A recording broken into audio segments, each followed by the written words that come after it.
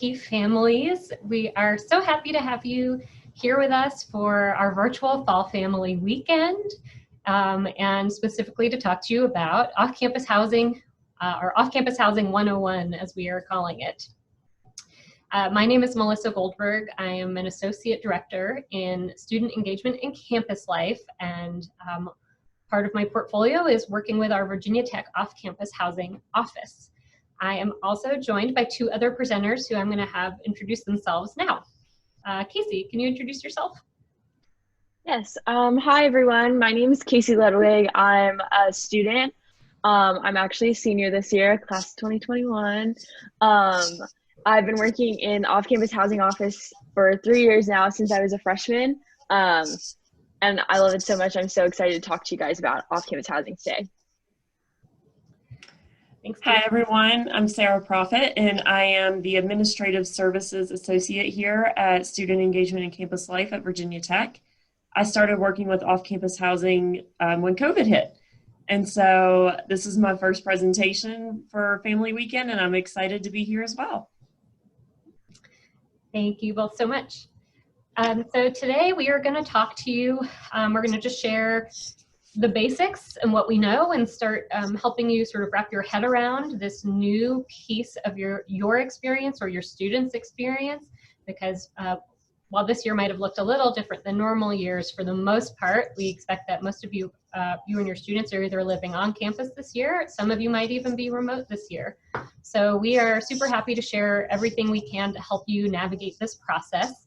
And we'll leave lots of time at the end for your questions. Part of this format is that it gives you the chance to just type questions specifically to us so that we can group together similar questions, or maybe just send you a personal answer to a question if it's not one that might help everybody. So please use that question and answer box, and as we go, we will address some of them as we go, but we'll hold time at the end for the majority of questions. So with that, we're just so delighted to have you, and I'm going to hand it over to Casey, who is the most experienced among the three of us with off-campus housing, both personally and professionally. So she is going to walk you through our presentation to get started. Go ahead, Casey. Okay. Okay, awesome. So the purpose of the off-campus housing office here at Virginia Tech is to be a resource and a liaison in between property managers and apartment complexes and students.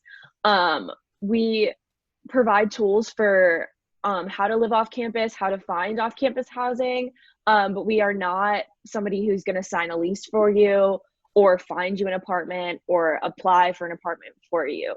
So we're just really here to be a resource to have you come bring your wants and needs for off-campus housing to us, and then we can give you some options for how to go about your housing search from there.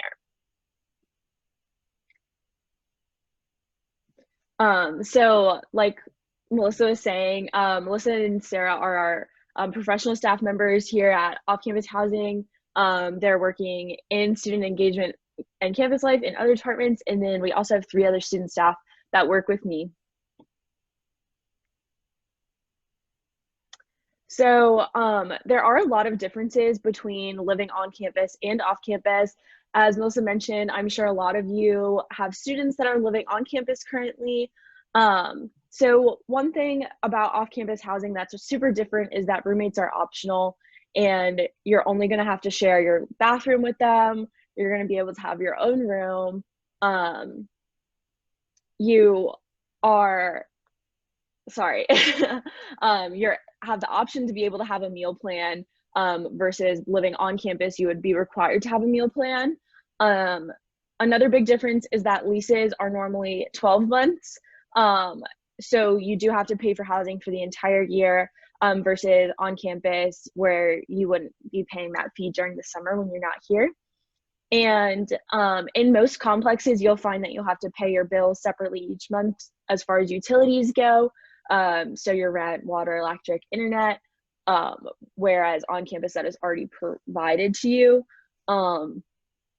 And it's going to be facilitated by a property manager versus a resident advisor, which would be staff of the university. You're going to have to bring your own furniture most likely.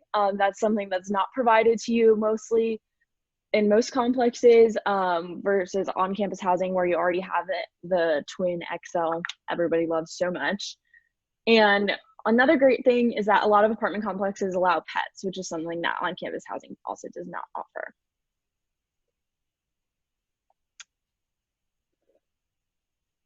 Melissa's going to talk a little bit about paying for off-campus housing. So yeah, we wanted to share it and just get you all thinking in advance a little bit about ways that the financial equation might look a little different for off-campus housing. So I do want to say we're really not the experts in this. Our goal today is just to let you know this is something you want to be thinking about and help you know who you might reach out to ask some questions as you are learning about off-campus housing options. So if you have a Virginia 529 savings plan, the standard plans can, in some cases, be applied to off-campus housing. Room and board is a qualified educational expense. One limitation is that generally, and I'm not an accountant or a tax expert or anything in between, but it is generally stated that that can only be, the 529 funds can only be used during the academic year or when your student or the beneficiary is actively enrolled at least half time in classes. So to what Casey was saying about a lot of our off-campus leases being 12 months of the year, that is something to think about. If you have the prepaid plans, which apparently you cannot start a new one, but some of you might have started one 18 or 19 years ago for your kiddo, that cannot be applied to off-campus residences or any room and board for that matter, is my understanding. If you have financial aid, this is one that it's really hard for us to speak to because types of financial aid vary so much.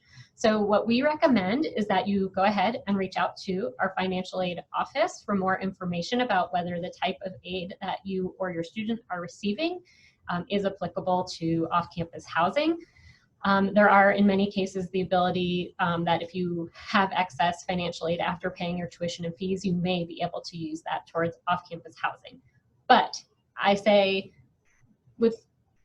you must reach out for more information about your specific case, but we just want to put this on your radar as something to be thinking about when you start thinking about where you're going to live or where your student's going to live next year.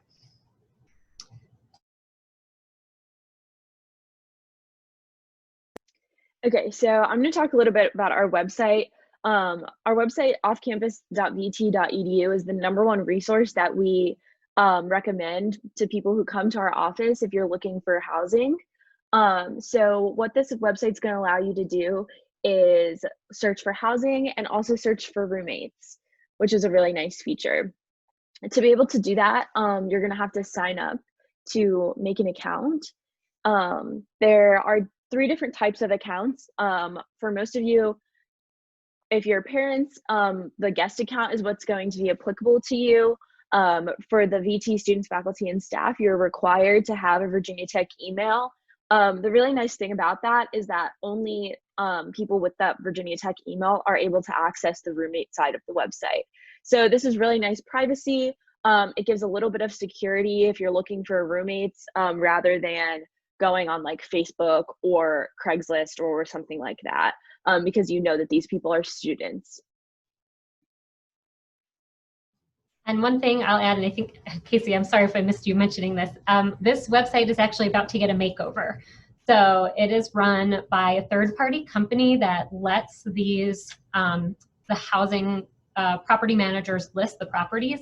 And that third-party company who we work for, they're a great company. We trust them a lot to help our students find housing. They've let us know that they are about to streamline this site within the next few months. So when you log in this month, you're going to see something like what's on screen right now. But in sometime in the next 1 to 2 to 3 months, depending on the technological side of things, this will look a little different.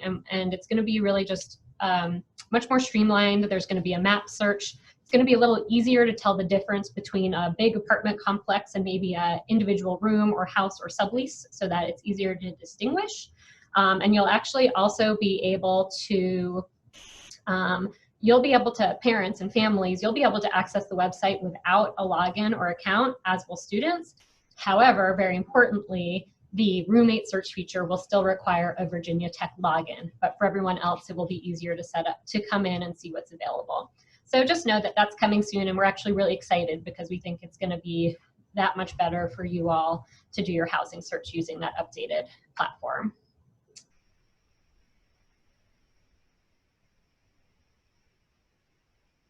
Yeah, so just a little bit more about what Melissa was saying is that the website is getting a makeover, but it's still going to have the same features. So like I was talking about the roommate feature, it's actually really nice because when you create an account, you're able to create a profile, add a picture, a description, and fill out a lot of things about yourself that are important when you're looking for a roommate. If you stay up late, if you like to have people over, if you go out a lot, then you're not at home often. So you're able to feature or filter through all of these features in the roommate search function. Another really great feature to note is that you're also able to search people that have housing and are looking for roommates to fill a spot in an apartment. Say it's a 4-bedroom apartment and they only have 3 roommates, they need a 4th.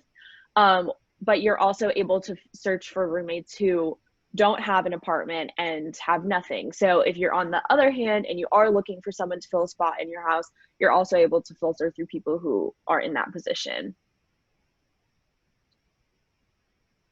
And we've heard that this is something students are a little more concerned about than usual because due to COVID, you might not be out and meeting folks as often. So we're really encouraging folks to use this feature, and our office is here for support however we can offer it. And I am sorry for the barking dog outside my window.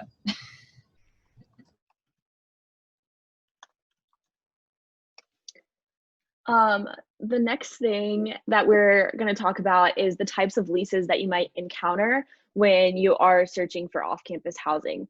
So this is something that's really important to look for because leases are legal binding documents and you really want to know what you're getting yourself into. So the 2 types of leases that you're going to come in contact mostly with is a joint lease and an individual lease. A joint lease is like a typical apartment lease that you would find maybe in a town that doesn't mostly have students in it. It's one lease, there's a set price, and it's then later divided between the roommates. So for example, the rent would be listed as $3,200 a month and each roommate would pay $800. The thing about a joint lease is that the other roommates are responsible for the amount that's not covered. So say your roommate backs out and doesn't pay their $800, you are still responsible for making sure that that full $3,200 is submitted to the property manager or landlord. An individual lease is something that a lot of apartment complexes offer, which is really nice. So it's going to be like it says, totally individual. You sign your own document with nobody else's name on it, and you're responsible for that part of your rent. So if it's $800, that is what you're going to sign, and that's all you have to pay is the $800. You're never going to be responsible for your roommate. If they don't pay their rent, that's on them and that's on their lease. And so that's something that's really important to take into consideration. One thing I'll add that is something I've just learned this year is that, an individual lease is really awesome in not having that financial burden of your roommate who doesn't show up. But there is a flip side, which is if one of your roommates doesn't end up coming, your property manager, typically in that lease is written in, they have the permission to place someone else who's looking for housing in that room. So you do lose a little bit of control over that space. You may get input into who that person is, but it's not guaranteed. So that's just another pro and con to think about.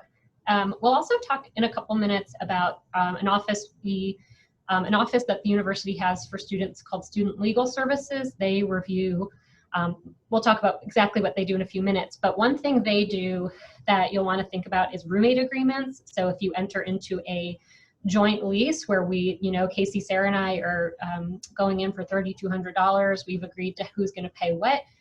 Student Legal Services can help you sign an agreement among you that establishes some rules and some binding language about your responsibilities. You can also do that for individual leases. It won't overlap with or nullify anything in the contract that you have with the housing property, your provider, but it could be about additional things like shared furniture, shared property, agreed upon behaviors or stipulations. So that's a really great resource, and we highly recommend it, especially, this was something to think about a lot going in with COVID, having shared expectations for your health and safety behaviors and what you expect from your roommates that your standard lease that just talks about the space and the property isn't going to cover. So talking a little bit about transportation off campus is something that's on everybody's mind, obviously, because you're not as close as you are when you're living in a residence hall to classes, dining halls, and things like that. So there are a few options. There is a few apartment complexes that are close enough to campus that they are walking distance. However, I would say that the majority of our apartment complexes here in Blacksburg are not close enough to campus that you're going to be able to walk unless you want to have a very long stroll. One of the options would obviously be to have a car. A really nice thing about off-campus housing is that there is no requirements like to have a parking permit normally to pay to park at your apartment. You normally are assigned a spot. But if you do want to park on campus, then you're going to have to go ahead and buy a commuter parking pass, which will allow you to park in certain lots on campus throughout the year. So there are different prices depending on where you would like to park on campus. The Perry Street permit allows you to park in the big parking garage that's right next to New Classroom Building, super close to the academic side of campus. And that one is more expensive because there are less spots there, and like I said, it is closer to campus or to classrooms. The other option is we actually have a really great bus system here in Blacksburg. I believe that it was won some kind of award for being one of the best public transportation systems, which is super awesome. And it goes all over the entire town. So if you don't want to, if you bring your car to your apartment and you don't want to purchase a parking pass, you definitely will be able to have access to the Blacksburg Transit. So most of the apartment complexes have bus stops right outside of them. And a really nice thing that BT offers is time check bus stops. And so what that means is if the bus is supposed to come at 3:30 and it shows up 5 minutes early, it will wait until 3:30 to before it leaves. And a lot of the apartment complexes do have these time check bus stops in front of them because Blacksburg Transit knows that people are expecting the bus to be there in a certain time to get to class and things like that. So it's definitely a super reliable system to be able to get around the city.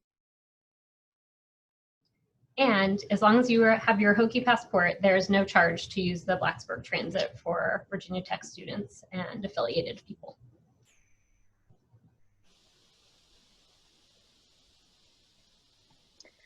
So kind of going into the timeline of what searching for an apartment off campus looks like into our fall availability. So what we see is that all throughout the fall semester, there is the option to apply for an apartment or sign a lease. This normally begins in September to December.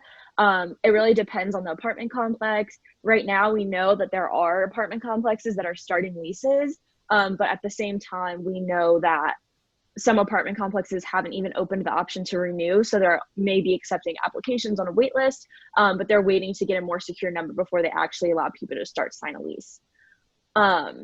So January to March, non-renewals will be posted. They'll have a really great idea about the amount of apartments that they have available and how many leases they're able to sign if they haven't done that already. And then we start to see a decrease in availability going into the spring semester of how many apartment complexes are not only available, but also a decrease in the features. So something that Melissa pointed out to me earlier that I thought was really great is that if you have specific wants and needs in an apartment, like being pet friendly, it's better to start your search sooner because those apartments might go faster if they're really high demands.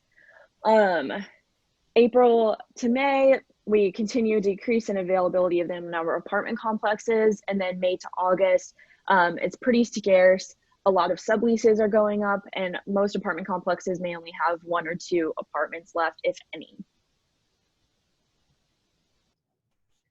Yeah, Casey has seen this cycle go for a few years. Sarah and I are still learning it. We don't want to alarm you by putting that the housing search begins in September. We put that there because we are pretty sure that you're hearing that right?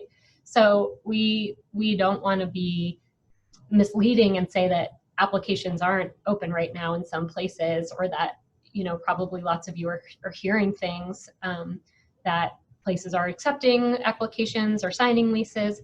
But here's the thing, this is really important to understand. Just because they are saying you can, just because there might be some pressure, doesn't mean that you actually need to be doing your search right now. We're in September. It's good to start equipping yourself with information and knowledge. And just like Casey was saying, the thing that you want to be aware of is, do I or does my student have some really specific wants and needs that they just absolutely have to have in their housing? If that is the case, you probably do want to start your search sooner than later. That, again, doesn't mean you have to sign something or commit, but you do want to start thinking about it and seeing what options are out there and getting a sense of how much availability the places that meet your need have right now. We consistently see loads of places still have plenty of availability well into the early spring. We have our spring off-campus housing fair in February. We only allow properties that still have availability to come, and we never are short on properties who are there. This is something that we're sort of learning is just a part of the first year rumor mill, right? It's that there's only X, Y, and Z places to live. They are the best, and they all fill up like that. It's just not true.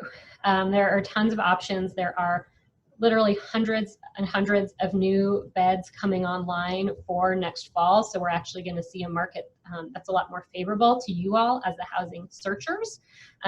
So just know we're working really hard to try and educate folks and to get the word out that, we are concerned about that pressure you're feeling, and we want you to know you don't have to be feeling it yet.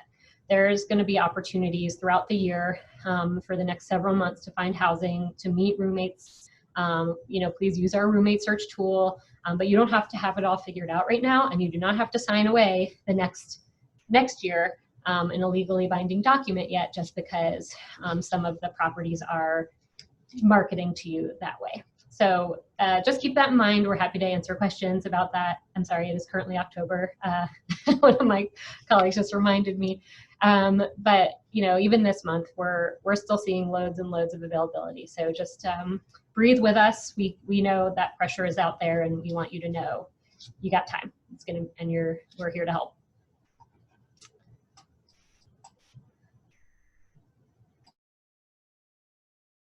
Okay, so just talking a little bit about on-campus housing. This is not something that our office specializes in. Virginia Tech has an on-campus housing office also, and that's their job. But it's also an option to think about when you're returning. However, it's not guaranteed to returning students. And there's kind of like an application process known as the housing lottery. And it's kind of like a random drawing. And there's not a set number of people, or there's not enough room ever for everybody that applies to be guaranteed a spot to live on campus, unless, like it mentions here, you're a part of the Corps of Cadets or fraternity and sorority life, and you're living in one of the Oak Lane houses. And I also believe that some of the living learning communities, there are different options for that if you want to be guaranteed second year on campus housing. But this is a process that takes place in the spring. So something that's important to note is when we were talking about the housing timeline, that in the spring when abilities are decreasing, that's when this is taking place. So if you want to wait to apply for on-campus housing, just know that it's not something that's guaranteed, and there will be less options for off-campus housing at that time. And I will add that our really amazing, hardworking colleagues in housing and residence life who do on-campus housing are doing a presentation tomorrow morning at 10 a.m., just like this one, to talk you through that process. Sometimes we do that together, but this year, due to the virtual experience, we got to take up some extra time ourselves and give them time themselves. So those processes and timelines don't line up perfectly, and we just don't have a lot of control over that. So just keep that in mind. Casey mentioned you can apply for on-campus housing, get offered a spot, and turn it down. It is very, very, very hard to get out of a lease once you have signed it. So, you know, some folks will sign a lease and apply for on-campus and then get on campus and go, well, that was just my backup plan. I don't want that anymore. And that is a legally binding document. It's pretty hard for folks to get out of those contracts. There are some other options like a wait list, which still has a non-refundable deposit attached to it, but it's less binding than that legal lease. So that's an option, but you still have a non-refundable deposit that goes along with it. So there are some trade-offs to that process. It is not perfect, but we're doing our best to help y'all navigate it. Someone asked, for students who are already living in on-campus housing, when do they get the opportunity to apply for next year? I believe that is in spring, although in the late fall, you can start applying for what's called living and learning programs. And I don't want us to dive too much into the specifics of on-campus housing because, again, we're not experts, but it is generally in the spring. Casey had something to add, I think. Yeah, it is in the spring. I want to say that it is around April-ish / maybe spring break. It's towards the end of the spring semester that people find out where exactly or if they are being offered on-campus housing. Another thing that's important to note about this is that oftentimes you may be offered a spot to live on campus, but you don't get to pick your residence hall like you do when you're a freshman. A first-year student, since on-campus housing allows students to do that, you may move from like New Hall West, which is like a hotel style, to like a traditional hall style. You don't always get to have that choice because that choice is provided to the first-year students first. Also, I want to add that I popped in the chat the link to the housing, the on-campus housing panel tomorrow at 10. So that way you guys can go and kind of see what they are saying and due to COVID, what changes might have occurred because we're not completely aware of all of their changes and things have been a little crazy. So just to let you guys know that that is an option also tomorrow at 10. Someone, if I can jump in, sorry, Casey, real quick. Someone asked about if off-campus students would be able to purchase dining plans next year. Some of you are probably aware that this year, because of capacity limitations and the need to socially distance and keep our dining halls and facilities safe, their dining services needed to limit who could purchase meal plans.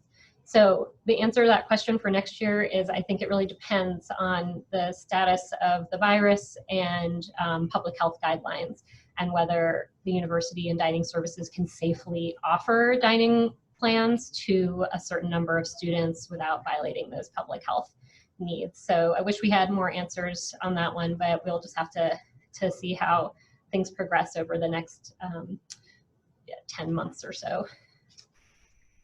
Someone also asked in the chat, for those who will live in fraternity contracted housing, are they allowed to have non-fraternity students?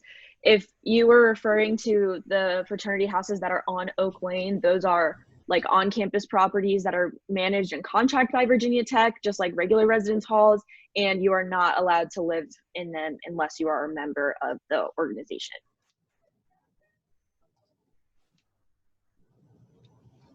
Melissa mentioned earlier a little bit about student legal services. It's just a service that we like to mention because they are a really great resource for our students. You can contact them by phone or go on their website and their email and email them through there. And they are actual professional legal humans and they are able to go over leases for you. So if there's something in the lease that you're confused about, you're not exactly sure what it means, it's asking you or telling you that you're going to have to pay a fee if something happens, those are the people that are going to be able to answer those questions with full confidence. While I would love to be able to do that, and so would all of our staff here at Off-Campus Housing, they're definitely the person to go to because we don't know all of the legal implications that leases do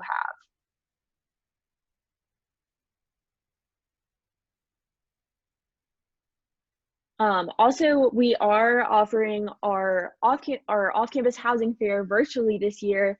Normally we would do it in person and invite everybody to come together in Commonwealth Ballroom and Squires. But this is going to be a really great option, and it's totally the same concept. So you're able to go online and live chat with these properties, ask questions. There will be a lot of them together there at once, which is something that's really great, instead of having to just phone call or drive around Blacksburg and go to different offices. And something that's really great about it being offered virtually this year is that families are totally welcome. If you have questions or want to like search for your student housing, talk to different people, get an idea of what's out there, you're also going to be able to go on there and do that. And it's really nice because, as Melissa was saying earlier, all of the apartment complexes that we invite to come are people that still have availabilities. So like right now in the fall, there is a lot of availability. So we normally see a lot of property managers coming out to this, which is really nice. And then our one that we will have in the spring will be a little bit smaller.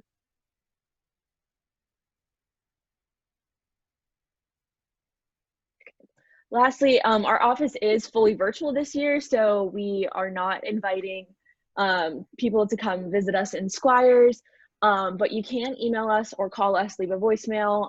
Me or one of my other student staff will get back to you. We work Monday through Thursday, or Monday through Friday, sorry. And we are able to respond to emails, phone calls. You also can make a live appointments with us to either talk or video chat over Zoom if you have a lot of questions that you want answered. And this is really great if you have specifics, or as your housing search is starting, if more questions arise or you need help finding an apartment, we definitely can help you out. Thank you so much, Casey. And so at this point, we're going to keep our contact information up there for you, but we're going to start taking some additional questions. So the first question is there an online map that has all of the geographic locations of the major apartment complexes? Casey, I know that our website is going to have that in a few months, but right now, where would you send folks if they wanted to get a visual? I do believe on our website now that it might have, if you go to a specific property, it might show like a Google map location.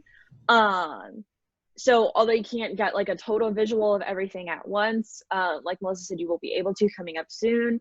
That might give you a good idea about how like proximity to campus or to other major parts of Blacksburg. Thanks. All right. Someone asked, and I think this is in reference to something I said, they asked, did we imply that prices might get more favorable later in the year or the spring? No, I wouldn't say that. I wish I could. I think what I said was there's a lot more availability. There's new spaces being built. And so I think there's going to be more availability than there has been in past years, thanks to some companies that are bringing in, that are building and creating new spaces. I can't say with any expertise what could happen to prices as a result. You know, this market is pretty popular. We are definitely seeing that the newer places do tend to charge more because they have shinier, prettier, fresher amenities. So there might just be a broader range of prices as a result of some of these new opportunities coming online. Someone asked, what are the resources for finding furniture? There is, I would say that a lot of people go through Amazon. I did that just because I was able to like order it and it was delivered to my apartment while I was moving in. There is Court Furniture, I believe is the name. They do offer furniture rentals. So it's like a monthly fee, like you pay to rent like a couch or a bedroom set or whatever. And I do believe that they come and move it in for you. And then you just pay for that, and then they would take it away when you leave. Also, some apartment complexes do offer furnished apartments, maybe without a mattress or something like that. Off the top of my head, some of them would be like the Retreat and the Village. Or also some apartment complexes may offer for you to be able to pay like a certain fee every month, and then they would put the furniture in there for you before you leave or before you move in also. Yeah, that's a great question to ask when you are searching, because lots of them show pictures of furnished apartments, but don't assume that they actually come furnished unless it's explicitly stated. Especially check your lease for that if you're at that point. I'll also note there are a lot of thrift stores in the area. There's Habitat for Humanity has a thrift store. I believe there are several others, Habitat Restore, and I can only speak to when I was a grad student, but I bought a lot of pieces of furniture for under $50 there and just brought it back to the thrift store 2 years later, and it was a quite excellent value option. The next question is, do most leases start in June or August? I would say that most of them start sometime in the summer. So I would say that most of them, I would say the majority would probably be like July to August. There may be a few that start in June, but a lot of them end in June. And then there's a few week gap for cleaning and things like that. But I would say August is probably the most common, but you also will often see like late July, mid to late July. August 1st is like a big date. Where can folks find a listing of apartments that are available? On our website, OffCampus.vt.edu. There will be a lot of apartment listings on there. Like I explained earlier, you can go online and create a guest account for families. That is changing soon, but you can filter apartments by prices, the number of bedrooms, or maybe some of the features that they offer. Another great resource that we normally hand out in person would be the apartment guide. I can look and see, I believe they have a website too, so I can look and see and then reply with a link to that. Quickly. And I'm gonna, there's a few related questions that I'm gonna kind of jump around and hit those because I think they're similar. So is there a list of all the complexes and whether they're on the bus line or walking distance? So our website would show that. You can sort of click a distance, a neighborhood. I think you can filter by how close it is to the transit line. So you can do that on OffCampus.vt.edu. And I'll make note, like that is not 100% of the housing available in Blacksburg or the broader New River Valley. That is companies that choose to list and specifically market with us. So just be aware, you know, if somewhere's not on there, that doesn't necessarily mean anything other than they chose not to work through our website to market. So just know there are some other options out there, but ours tends to be pretty comprehensive, and it's going to get you a lot more than the top 5 search engine results that come up too. So pretty good options. Someone also asked if any of the housing complexes or properties offer less than 12-month leases, and I'll do my best, but Casey, feel free to jump in. I think the answer is a little, but not a whole lot. But you can filter by that on our website too. Anything to add on that, Casey? No, that's exactly right. It's a little, but not a lot. Something that some people might do is like try and sublease the apartment over the summer. If people are here taking summer classes or something like that. Although, because the majority of people aren't here, I wouldn't say that it's something that everybody does, or that there's necessarily the market to always sublease your apartment for those 3 months that you aren't in Blacksburg. Thanks, Casey. Somebody asked what if we could give a general price range for off-campus housing, for example, what a one bedroom might be, or whether it's more affordable to live on or off-campus. There's like a huge range of prices when it comes to off-campus housing is what we find. We decided earlier that like the average, and it also really depends on the number of bedrooms too. Something that I'm not sure if that we mentioned earlier is that 1 in 4 bedrooms do tend to fill up the fastest. You're going to pay more money for a 1 bedroom. The more roommates you have, typically the lower the price goes for individuals. The range for a 4-bedroom apartment would probably be $400 to $1,000. So we kind of came up earlier that the average is mostly around the 700 range, give or take a little bit. 1 bedroom, I would say that the cheapest, or maybe like the more average price, was probably going to be around $800 up to $1,300.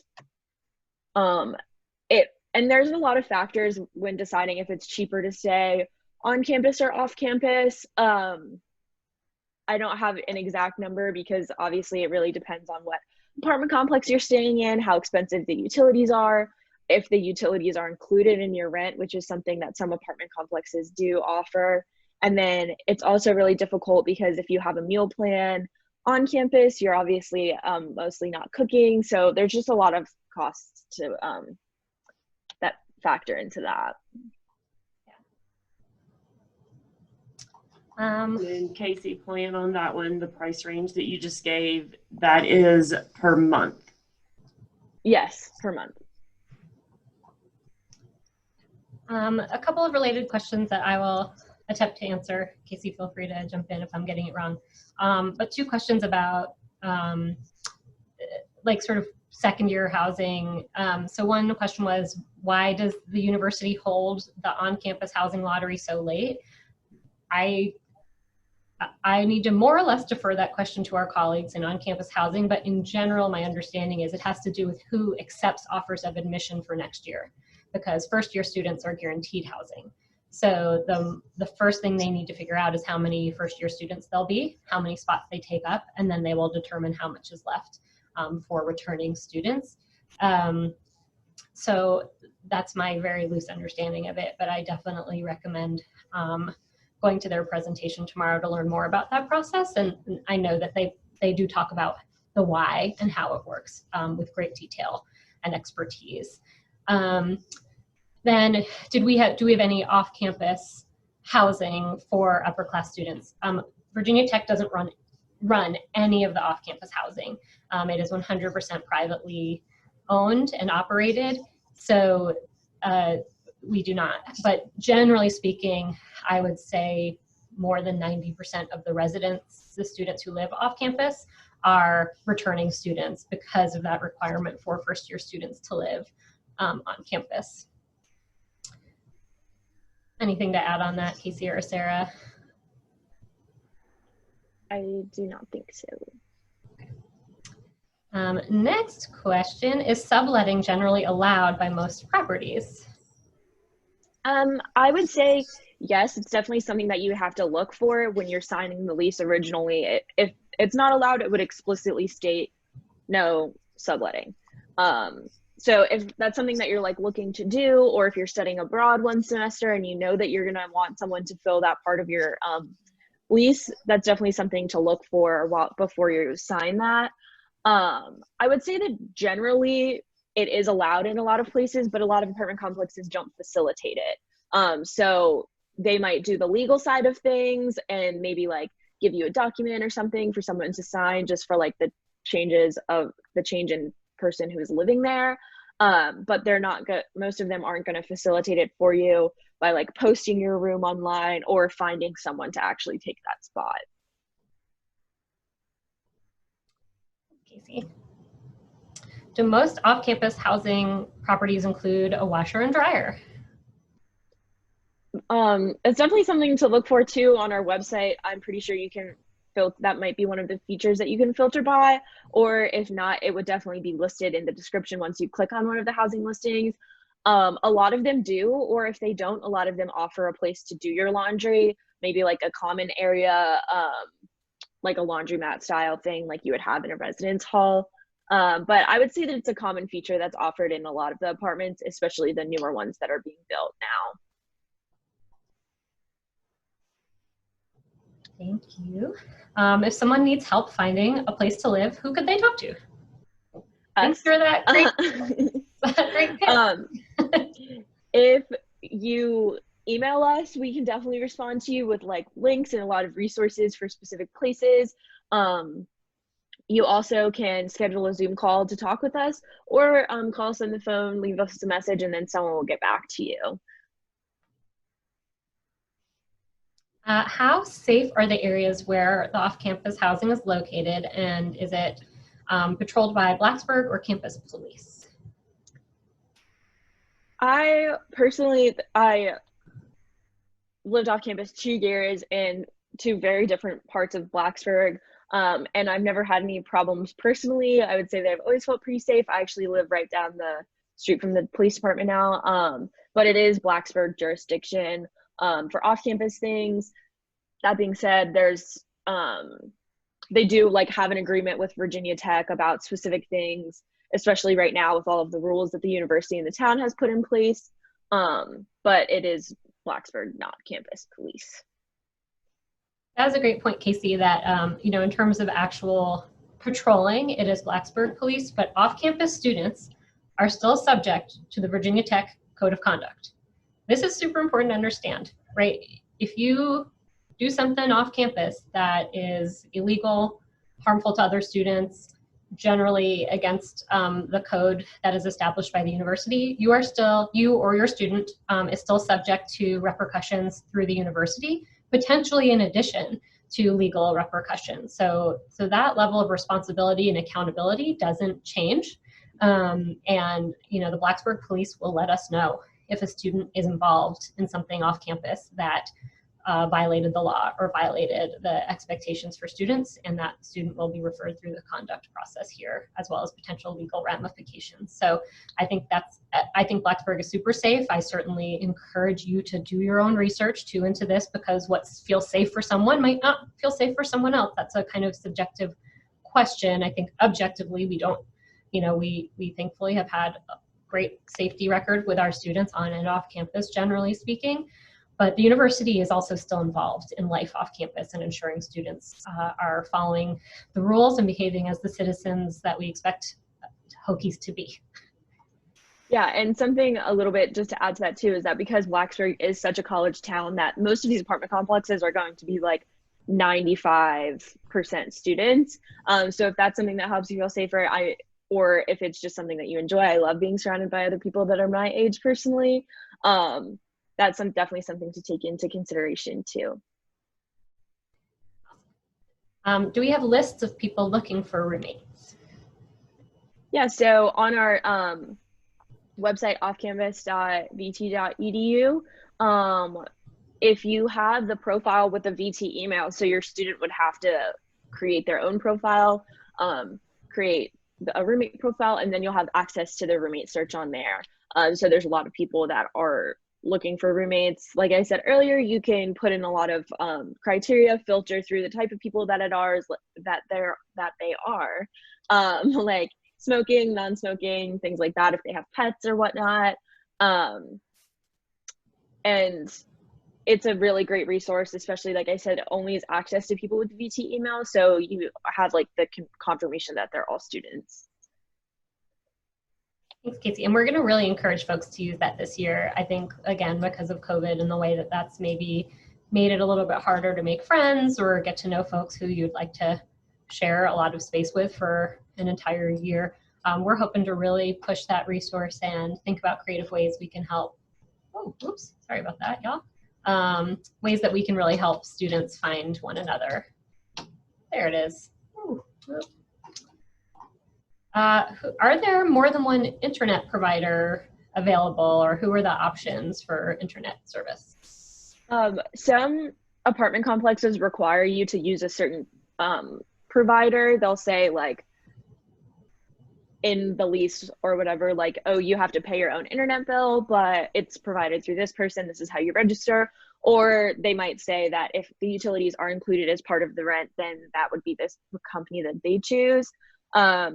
There's not a lot of different internet companies though that offer internet in Blacksburg. Xfinity and Comcast, I don't even know if those are the same thing. I think that they might be, but those are the ones that I'm pretty sure there's nobody else that offers internet. I haven't had any problems though using Xfinity off campus. It's been really great, especially with everything or most things on Zoom.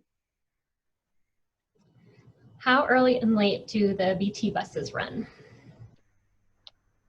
I don't know the exact time range, but early and late. I'll pop the link in the chat for everyone, so you can go check it out, because I do know they are running on alternative schedules also because of COVID. And so it really just depends not only on COVID, but like if there was a football game that we could attend in person, the hours would be different. Or if there's an event happening somewhere in town, then their hours would be different also, and their routes would be different. So I will pop that in the chat so you all can take a look and follow whichever schedule you would want. I can't guarantee this, but I'm also pretty confident that, you know, I am confident that BT is a really good partner with Virginia Tech, and I wouldn't be surprised at all to know that they are very intentional about knowing when classes are and planning around class schedules and things like that, as well as, like Sarah said, football games and special events. And I think so too, like on campus, the buses come to like pretty much all the stops every 15 minutes. I'm pretty sure it's an interval. Well, folks, those were all of the questions we had from you. So we will stick around for a few more minutes. Please don't hesitate to keep sending questions our way. But we are so grateful for your time and interest today. Our office is always here to support you. We run year round, and we are running virtually, so we get to just meet you all by Zoom or by phone if you have questions. Again, our colleagues in on-campus housing are having a session tomorrow at 10 a.m. That link was posted in the chat, and you can find it on the Fall Family Weekend schedule as well. And then we're doing this again tomorrow at 11. So if you want to see us again and think of more questions, you can certainly come then, or you can tell a friend, or send your parent, or send your student if they weren't here today. But we're so grateful for your time and your desire to learn about this process, and we are happy to help you. And this is just the beginning. And again, don't forget about our housing fair, our virtual housing fair, on October 27th from 11 a.m. to 2 p.m. And students and families are all welcome to join us virtually that day. Thanks so much, everyone. Also, we recorded this session, and it will be posted on our website. And that way everyone can go and check it out later, or if not this weekend, then maybe next weekend when you have more time.